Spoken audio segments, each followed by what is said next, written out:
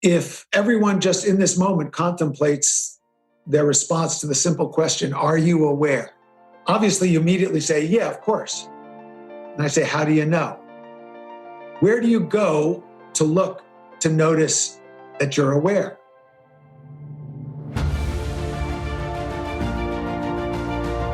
Hello and welcome to the Daily Helping with Dr. Richard Schuster. Food for the brain, knowledge from the experts, tools to win at life. I'm your host, Dr. Richard. Whoever you are, wherever you're from, and whatever you do, this is the show that is going to help you become the best version of yourself. Each episode, you will hear from some of the most amazing, talented, and successful people on the planet who followed their passions and strive to help others. Join our movement to get 1 million people each day to commit acts of kindness for others. Together, we're going to make the world a better place. Are you ready? Because it's time for your Daily Helping. Thanks for tuning into this episode of the Daily Helping Podcast. I'm your host, Dr. Richard, and what a treat we have today with an extraordinary guest. He is none other than Michael J. Gelb, and he's the world's leading authority on the application of genius thinking to personal and organizational development. Michael's a pioneer in fields of creative thinking, innovation, leadership, and executive coaching, and his clients include DuPont, Emerson, Genentech, KPMG, Merck, Microsoft, Nike, and YPO. Michael is a senior fellow at the Center for Humanistic Management and a member of the leading people and organizations advisory board at the Fordham University Gabelli School of Business. Michael is also awarded a Baden Fellowship in Innovation from the University of Virginia's Darden Graduate School of Business, and he co-directed the acclaimed Leading Innovation Seminar there for more than 2 years. He was honored as Brain of the Year. We're going to have to talk about this by the Brain Trust charity. Other recipients include Stephen Hawking, Garry Kasparov, and Edward De Bono. Michael is the author of 17 books, including How to Think Like Leonardo da Vinci, Discover Your Genius, Innovate Like Edison, and The Art of Connection, 7 relationship building skills every leader needs to know. His books have been translated into 25 languages and have sold more than 1 million copies. There's so much that we can talk about. Michael, welcome to the Daily Helping. It is great to have you on the show. Thank you. Wonderful to be with you. Whenever I have a guest who has done so many wild and extraordinary things, it's often like drinking from a fire hose because there's so many different ways that we could go from a topic standpoint. But what I'd like to do is take a step back. Let's go back in the time machine a little bit. And I want to discover how you came to get on this path and do the work that you're doing. I would say that we can go to the moment when I read Viktor Frankl's book, Man's Search for Meaning, which was probably in 1966. So that's a pretty long time ago. I was 14 years old, and it really touched me. I really thought if Viktor Frankl could find a sense of meaning and purpose in the midst of the most degrading, inhuman, miserable conditions imaginable, then I can find a purpose and meaning, and helping other people find purpose and meaning is what I want my life to be all about. So I was actually in my parents' home. They had this den with a big easy chair, and I used to go there and read. And they had that book on their shelf, and I thought it sounded interesting, and I just grabbed it, and I sat there and I read it. And if I give you like a milestone benchmark moment where I felt like, okay, this is what I want to study, this is what I want to learn, this is what I want to have my life be about, I'd say that that was a signature moment, reading that book. That's really wild. As a teenager, as a young adolescent, you just grabbed that book off the shelf, and that's really what propelled you on this mission you've been on for over 40 years. Well, it did seem, it was a time kind of like the present time when there was tremendous divisiveness. I was in my junior high school, and then my high school had tremendous racial tensions. I remember tear gas being fired off in my school at one point and the scent of that the next day. It was a time of tremendous strife and conflict. And I was trying to figure out solutions for the world, but also for myself. And I think it's my mom and dad. My dad was an oral surgeon. He worked helping people overcome and deal with their pain. And it wasn't just that he was a really good surgeon and technically skilled. He also had a gift for helping people feel calm. They were terrified when they'd come to him, and he would just make them feel safe and okay. And then he would do this work. And for years, people would stop me at various times in my life whenever I was in the northern New Jersey area, and they would say, Gelb, your father, I was in so much pain. He helped me. He was so wonderful. And my mom was a psychologist who worked at the Passaic County Mental Health Clinic, dealing with sociopaths, murderers, addicts. But she says that after raising me, that was easy. So the nickname for my parents was Mental and Dental. But both of them were focused on helping other people, healing others. That's just who they were. So I never even questioned, it never even occurred to me. I never thought of doing anything that wasn't about helping others.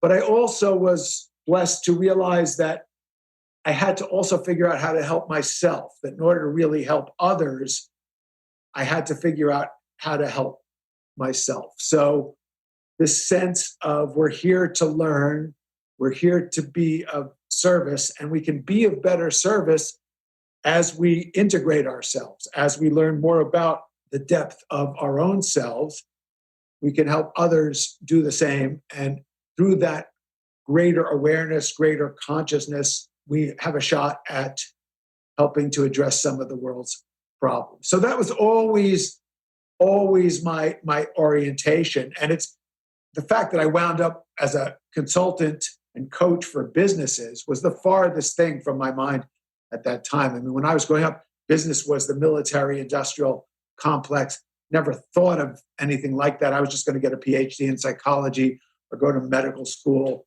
to help people. But it turned out that what I studied and who I studied with, I was introduced to people who are doing very high level executive development. And it just slowly dawned on me that business was the most powerful force, for better or worse, in our world.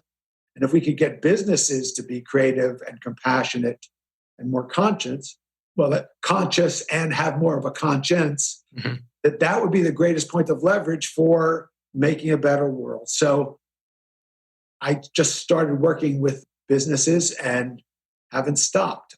Indeed, you haven't. I mean, you've worked with some of the largest and most significant companies on the planet. I want to take a jump and talk about the book that most people know you for, How to Think Like Leonardo da Vinci. When did you decide to write that book? And was there a light bulb moment, or was it just a culmination of you getting into these companies and seeing the need? Well, it was both. So I've been teaching creative thinking for many years, seminars around the world. I started a company called High Performance Learning. And in 1982, I began doing these 3-day public seminars all over the country.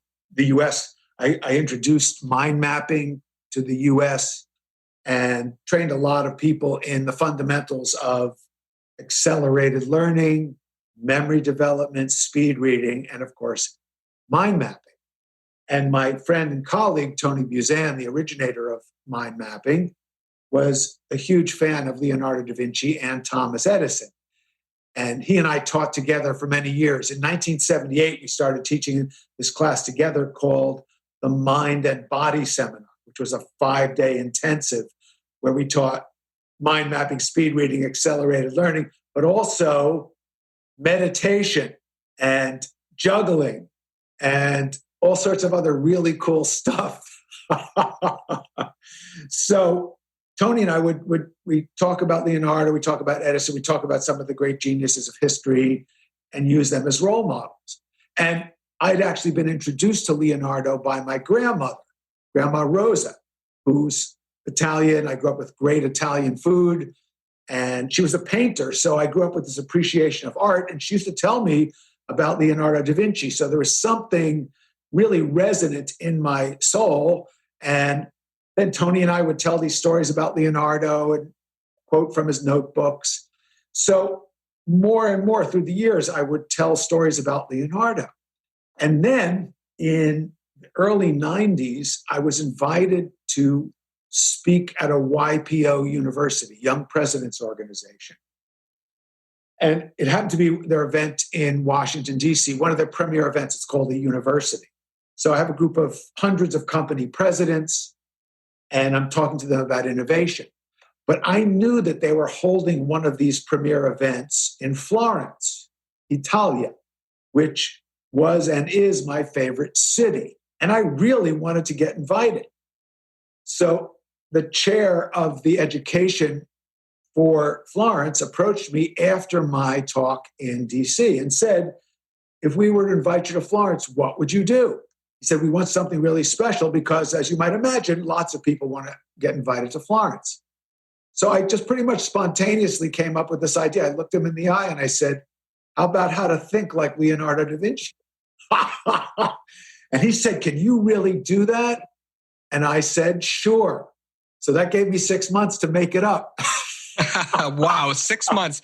So now you obviously pulled it off and you got to Florence and here we are. So for somebody who's never read this book, take us through the principles of that book and some of the things that people can do to start becoming more in alignment and tapped into their creativity.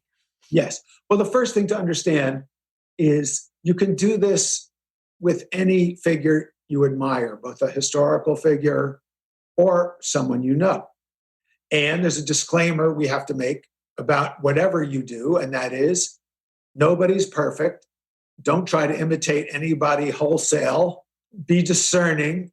And having said that, it's one of the greatest ways we can develop ourselves is to study the lives and the thinking and the principles and the approach of great individuals.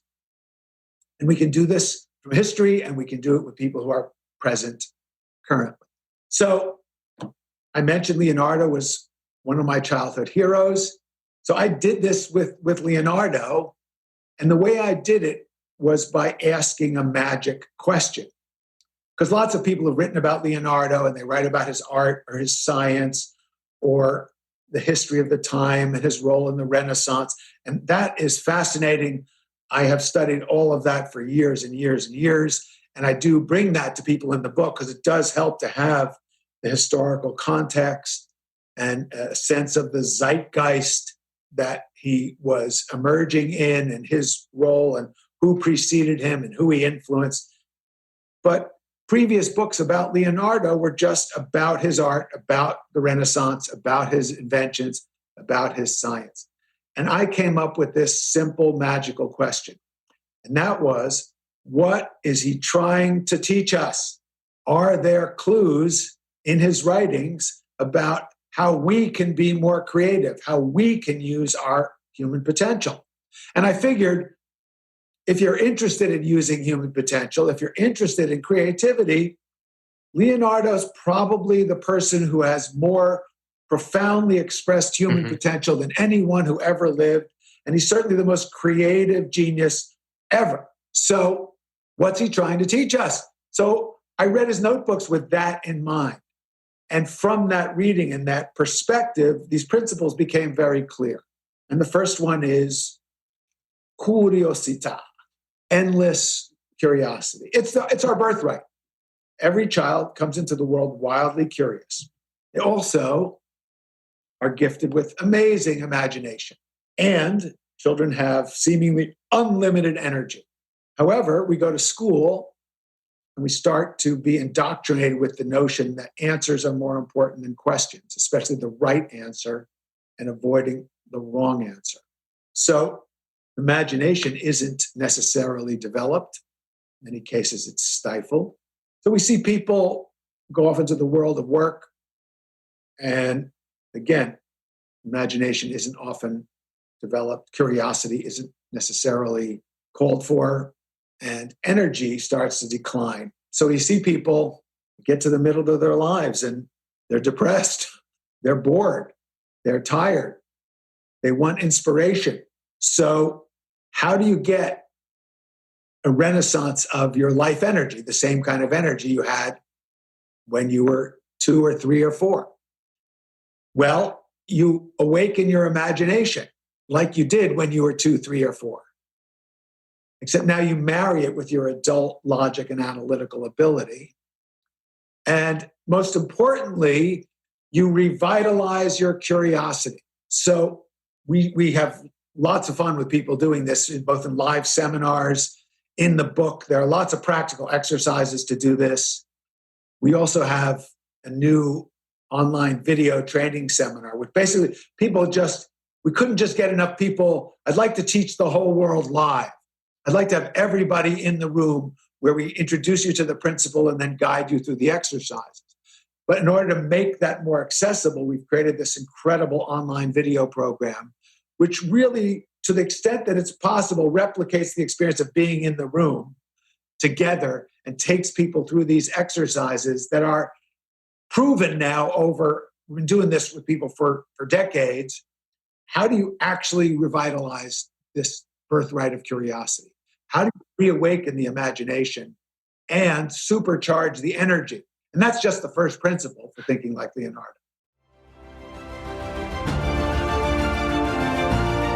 Hey guys, Dr. Richard here. For the past 7 years, I've been privileged to bring you incredible guests who are changing the world and can help you become the best version of yourself. I'm really excited to share with you a new quiz that I created based on my clinical training that will curate for you a custom list of my top episodes and actionable strategies to help you wherever you are on your journey. All you need to do is go to drrichardschuster.com to take it, and it's 100% free. You'll be taking the next step on the journey to unlocking the power of you, and I can't wait to see where you'll go.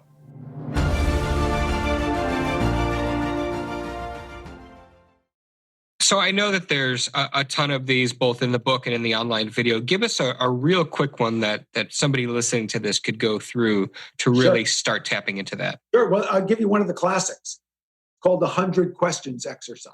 And it takes most people about 45 minutes to do.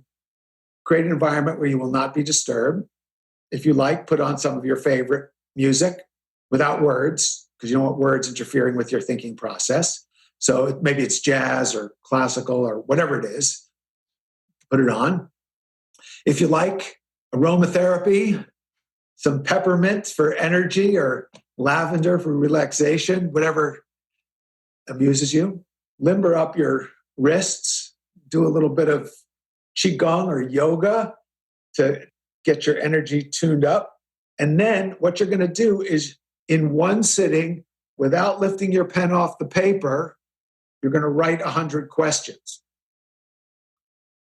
And so this is a particular application of stream of consciousness writing, which is one of the classic ways to access our deeper creative imagination. But we do it in the form of writing questions. So the first 20 questions people write tend to be in their everyday habitual mindset. The next 20 or 30 tend to be expressions of frustration with the exercise. Why am I doing this? My wrist is hurting. Is there a point or a purpose to this? Why do I have to write? And so on.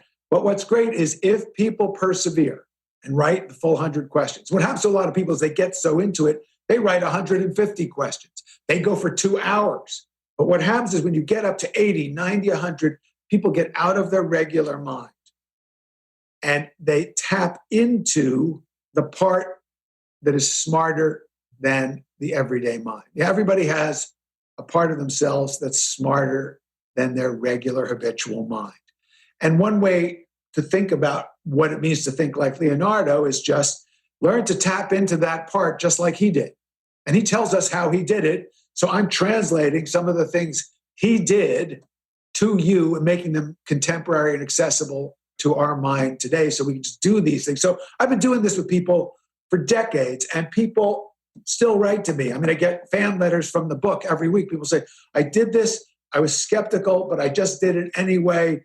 And then I woke up at 4:00 in the morning with this idea that just gave me a whole new insight on whatever it was they're struggling with, the next move I need to make in my business, how to deal with a challenging relationship, where I am in my career. What's the great, people just get the missing link. And what goes hand in hand with the exercise is another thing we get people to do, which again is straight from Leonardo. He says, keep a little notebook with you and write your ideas down. Because the breakthrough usually doesn't come right when you do the 100 questions. It comes that night, in the middle of the night when you wake up, or when the next time you go for a walk in nature, or when you're taking a shower or a bath. And now you're tuned in. We've begun to get you tuned in. We're tuning your antenna to where the really great ideas come from. And you're starting to pay attention to them and record them. And people make breakthroughs. And the more you do this, the more you gain access to this deeper creative imagination. So that after a while, it's no big deal. It's just part of your life. And people say to me, I've been writing a book. I've had a real book, not just write a book in a weekend, sort of throw something out there, blah, blah. Real books, one every year, 2 years for the last 3 or 4 years, and creating the script for the video program. I launched a whole new element of my business called Life Energy Genius, where we teach people the inner energy practices to cultivate the mojo to manifest your creative ideas, because the missing link for a lot of people in their creative aspiration is they don't have the energy. So I've studied, how do you strengthen that energy? How do you get the ideas? How do you implement them? So we bring all this together, all of this. But the point is, this is not something that I'm reading about or getting from somebody else's stuff. This is how I live. So what I'm sharing with you and with everybody in my books and seminars and so on is, I don't get writer's block. And you won't either. You won't have a creative block, because you'll learn how to harmonize with the flow of creativity. It's not even that big a deal. It's actually pretty easy to get breakthrough genius ideas. The hard part is doing them. The hard part is communicating them to other people, getting them to buy in, and then having the stamina to follow through against the slings and arrows of outrageous fortune, which will come your way. And the more creative or revolutionary or transformational what you're trying to do, the more resistance you will encounter. So the more stamina and energy and perseverance you will need. Makes sense. I mean, we could literally record 10 episodes about this content. And so I want to jump back to some of these other principles. We have endless curiosity, and that one actually has come up on a couple of shows. So it was really interesting that you brought that up. What is another principle of this book? Sure. Well, the second one, dimostrazione. Dimostrazione. It's a word right from Leonardo's notebooks. He says, you must learn to demonstrate things through your own experience. He says, become an inventore, an original thinker. And in Leonardo's time, the challenge to independent thinking was that information was hard to get. Books were rare. If you could find one, it would be in Latin, and you would not have been able to read Latin unless you were from a noble family, because it wasn't taught to the common or so-called middle-class people of the time. Only the nobles, the clerics learned Latin. Leonardo taught himself Latin when he turned 40 so he could read the classics as they became available. What's the challenge to independent thinking today? Too much information. How do you cut through the tsunami of spam to be an inventore today? So Leonardo gives guidance on this to his students, which again, I translated to contemporary terms. But he basically says, learn to think through important ideas from different perspectives. He says at least 3 perspectives. So, let's just talk about how this really translates into somebody running a business, because I really earn my living by coaching senior executives. And they're trying to make decisions on new products or how to be more innovative, how to develop leaders in their own company, how to create a culture for their organization that's more innovative, more entrepreneurial, especially as they grow and get bigger. So what you find is something in human nature. Unless people have the discipline of dimostrazione, they tend to surround themselves with people who think like they do. People want their prejudices confirmed by other people who share the same prejudices. But that's not how we think creatively. That's not how we innovate. That's not how we are rigorous. And one of Leonardo's mottos was ostinato rigore, which means obstinate rigor. So you're already into some of the dynamics of Da Vincian thinking, because the first principle is childlike curiosity and openness and exploration and unlimited imagination, complemented with endless energy and desire to learn.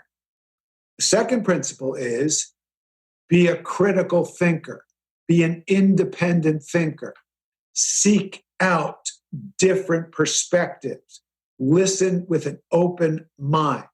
So what we're getting towards is what I call being an open-minded skeptic, not a closed-minded cynic, and not a naive optimist, but an open-minded skeptic. So this is the building the yin and the yang of genius. So how does this apply? We, in some of the client companies that I work with, what they realize, I work with an engineering client, and the CEO realized that all the people on his senior team were engineers with the same background that he had. So they're all tending to think in a similar way. So he started consulting people in the organization and bringing them into executive leadership meetings who had a different background. And the external manifestation of this is diversity. But real diversity, the diversity that genuinely promotes innovation, is diversity of thinking, diversity of perspective, diversity of background, diversity of thinking style.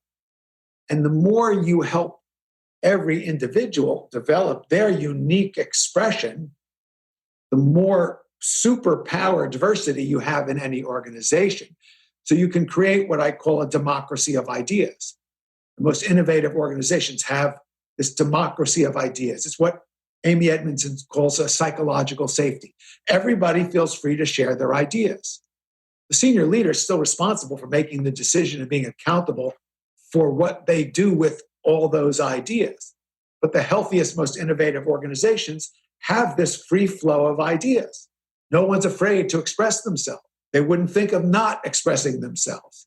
So this is where we take these ideals of Leonardo and really translate them into a corporate culture, an organizational culture, so that people feel not just safe, they're enthusiastic about sharing ideas. And we can have healthy, respectful disagreements.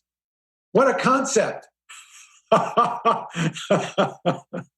And this is so timely because of how divided we are as a society. So what would you speak to that? Because I'm curious, you've been teaching these principles for decades, but we've never more had a disjointed viewpoint as a society than we do today. Well, I keep wondering whether things are worse now than they were in 1968 when I was 16.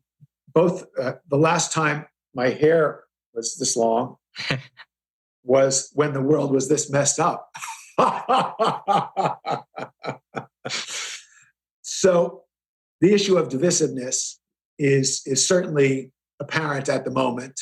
And my approach to it is trying to help people learn how to listen and how to discuss looking for a deeper connection. What I mean by that is when people argue from positions, they just polarize further. And so if you look around, people are arguing from position.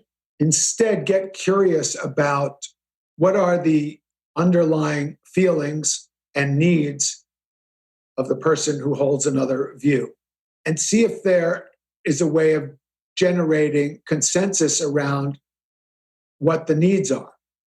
I mean, if we go to the level of needs, most people are arguing for their position because they feel that the position that they hold meets a need, for example, for them to feel more secure. They may feel threatened and they want to feel more secure. So if we can get to the level of getting people to acknowledge what's the need that's driving their position and get away from the position, we can honor that need.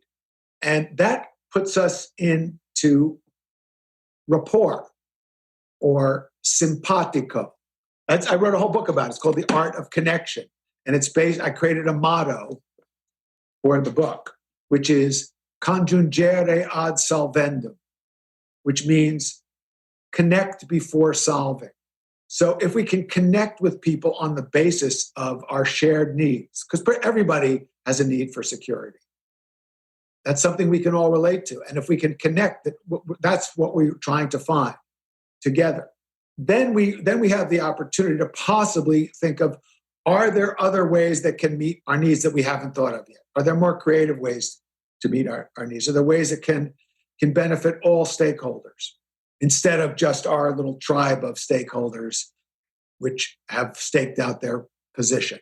So this is, before we do this across the whole society, my passion is to help individuals learn how to do this in their own relationships. Like if you can't do this with your wife or your husband or your boyfriend or your girlfriend or your mother or your father or your children or your brothers or your sisters, you're not going to do it with somebody from a different political persuasion than you. So these are core level skills for connecting with other humans. And that's why I call the book The Art of Connection, because it's an art. It's also predicated on neuroscience. And that's another Da Vinci principle, is bring together art and science in order to understand and grow and develop and learn. Not either or, but both. Timely wisdom, and I know we've kind of jumped from one book to another. I want to circle back to Think Like Da Vinci. Just one more. Give us one more principle, and then we'll transition. So the first principle, curiosità. Second principle, dimostrazione. So you're wildly curious, committed to learning, but you're a critical thinker, an independent original thinker, an open-minded skeptic. The third principle, sensazione, says sharpen your senses, deepen your awareness and perception, learn to appreciate beauty, and focus on how to make life more beautiful for yourself and for others every day. So Leonardo knew and taught that appreciation of beauty is one of the ways that we not only experience a more beautiful life, but we inform our creative inspiration. So the book and the online video seminar are just filled with the most engaging, really fun. I have to say, these are my favorite exercises in the book and on the seminar, because we guide people through chocolate tasting and wine tasting and listening to different favorite pieces of music. And we get them to describe their experience. And we liberate them from the fear of making an accurate description. A lot of people go to a music appreciation or art appreciation or wine appreciation class and they feel intimidated because they're trying to get the right answer as held by the authority. We throw that all out. And we ask people another magic question. We say, what's your impression of this? What's your experience? And there's no wrong answer to that question. So I've been doing this for years. I do this as a wine tasting for team building exercise with my corporate clients for many, many years. And we set them up with flights of wines, and then we have them look at the wine and describe what they see, and then smell it and describe the difference in the aroma from one to another, and then taste it and describe their experience of the taste.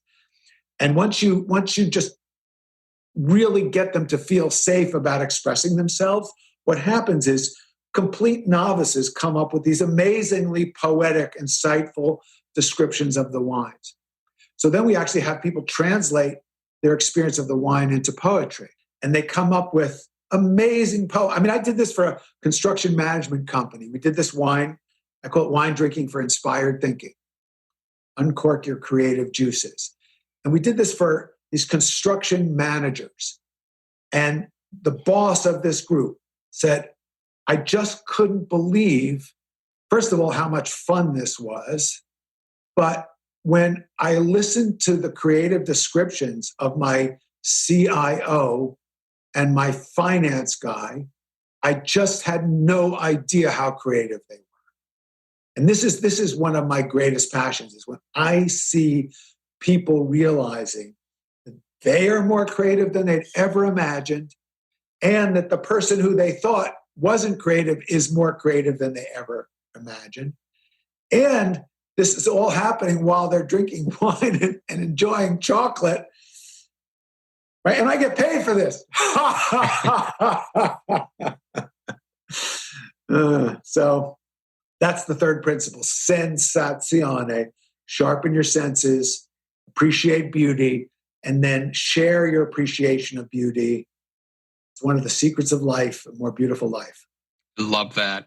I would be remiss if I didn't ask you about Brain of the Year. I said I was going to. So talk to us about what was involved with that and how that transpired. About which? Brain of the Year. Oh, yeah, sure. Here is my Brain of the Year award. It's pretty cool. It's an original sculpture. It was given to me by the sponsor that year, which was a Swedish company. Different years, they've had different corporate sponsors for the Brain of the Year award. And this was granted by the Brain Foundation, which was an organization originated by Tony Buzan, the creator of mind mapping, to recognize individuals who contribute to an understanding of the power of the human brain, and most importantly, how to get access to it, either by teaching it directly or by exemplifying it. So to be in the same honoree category as Stephen Hawking, it's not because I'm a genius at physics like he was, or Garry Kasparov, probably the greatest chess champion ever, and an amazing independent thinker. I'm afraid that my prowess in chess creates a regular experience of humility for me. But I think I was given the award because of my contributions for helping people learn to apply the kind of genius thinking that a Hawking or a Kasparov, or even more notably a Da Vinci or an Edison or an Einstein or a Curie is able to manifest. So that was the Brain of the Year, 1999. Very, very cool. Very, very cool.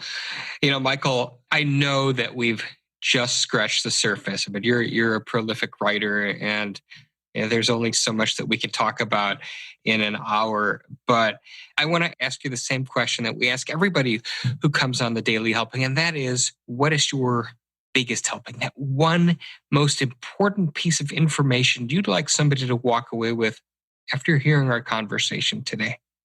Well, it's actually one that we've only implied, but we haven't stated. So let me just state it. And it is, there's a source of creativity, a source of genius. It is the source of our awareness. If everyone just in this moment contemplates their response to the simple question, are you aware? Obviously, you immediately say, yeah, of course. And I say, how do you know? Where do you go to look to notice that you're aware? There's no place you go, you just are. And learning to access that source of awareness, which is always present. So when we talk about connecting with genius, it sounds like something you have to go through years of training and do all. No, it's present right now. It's there for everybody. And then, yes, there are ways to make ourselves more attuned to it, like the 100 questions, like the Qigong exercises I teach, like everything that's in all the books. But the main point is it's not something that you don't have that you have to get. It's something you already have and you just need to wake up to. Beautiful. So well said, and so important for where we are as a society today. Michael, tell us where people can find you online and get access to the book and the forthcoming course and all of these things. Thank you. The best place is michaelgelb.com. That's Gelb, michaelgelb.com. And if people are curious about working with me as their executive leadership coach, then they can go to healingleader.com. Healingleader.com. That's my executive leadership coaching site. And if they want to know more about my approach to teaching Qigong and Tai Chi and the Alexander technique to up-level your basic life energy, then they can go to lifeenergygenius.com, lifeenergygenius.com. But if you're just going to go to one place, go to michaelgelb.com. Perfect. And we'll have links to everything Michael Gelb in the show notes at thedailyhelping.com. Well, Michael, this time just flew by. Really appreciate you coming on The Daily Helping today and sharing your experience and wisdom with everybody listening. Thank you. And thanks to each and every one of you as well. If you tuned into this and you like what you heard, go subscribe to the show on Apple Podcasts and leave a 5-star review, because this helps other people find the show. But most importantly, go out there today and do something nice for someone else, even if you don't know who they are, and post it in your social media feeds using the hashtag #MyDailyHelping, because the happiest people are those that help others.